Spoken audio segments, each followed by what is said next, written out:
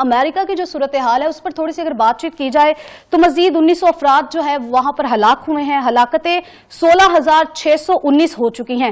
تقریباً 1500 سے 200 ہلاکتیں daily basis پر ہو رہی ہیں.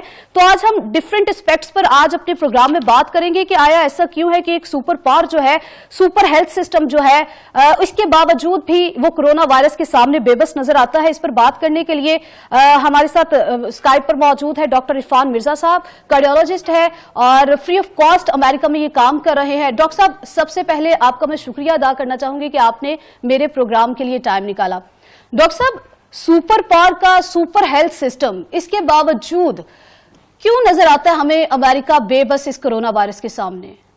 دیکھیں, سپر پاور ملٹری پاور ہے, اس کا اس سے کوئی تعلق نہیں ہے, لیکن یہ بالکل صحیح ہے کہ یہ سپر ہیلتھ سسٹم, لیکن ڈاکٹر صاحب وہاں کا ہیلتھ سسٹم تو بیسٹ ہے. ہاں بالکل ہے, لیکن جو کرونا وائرس جس تیزی سے پھیلا ہے اس کی مثال ایسی ہے جیسے سونامی آئی ہے. ایک آپ کو یاد ہوگا 10-15 سال پہلے انڈین اوشن میں سونامی آئی تھی اور 70 فٹ اونچی لہریں آئی تھیں. میں کمپیریزن ڈرا کر رہا ہوں. اسی طریقے سے اچانک اتنی ریپڈلی مریض سک ہوئے ہیں کہ سسٹم اوور ویلم ہو گیا ہے اور تمام ڈاکٹرز نرسیں ایگزاسٹ ہو چکی ہیں. لوگ 24 گھنٹے کام کر رہے ہیں. نیو یارک میں جتنے ڈاکٹر کام کرتے تھے, جن کے پاس اپنے لائسنس تھے, جتنی نرسیں تھیں, وہ ایگزاسٹ ہوئے. تو انہوں نے اپنے ریٹائریز کو بلایا, پھر انہوں نے نیشنل اپیل کی کہ کوئی بھی یہاں آ سکتا ہے اور وہ آ کے ان کی ہیلپ کریں.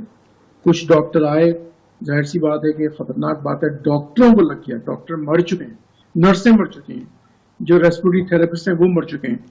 تو ان کا سسٹم اتنا اچھا ہونے کے باوجود, امریکہ کا سسٹم اتنا آرگنائز ہونے کے باوجود اس سونامی کو, اس تباہی کو سہ نہیں سکا اور ان کے پاس میڈیکیشن ایگزاسٹ ہو چکی ہیں. ہمارے پاس وینٹیلیٹرز انٹیویٹ کرنے کے باوجود مریض مر رہے ہیں.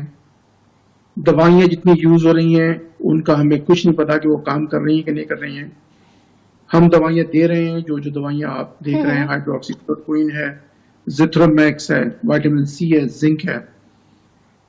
جو چیز سب ڈاکٹر اس بات پہ متفق ہیں وہ یہ ہے کہ ایک اچھی نرس ہر مریض کے ساتھ, ایک اچھا ڈاکٹر, ایک نرس, 2 آدمی ایک مریض کے ساتھ 24 گھنٹے رہیں تو پھر امید ہے کہ وہ آدمی مر جاتا ہے, وہ آدمی بچ جاتا ہے. ایکسکیوز می, زیادہ تر لوگ تمام کوششوں کے باوجود مر رہے ہیں.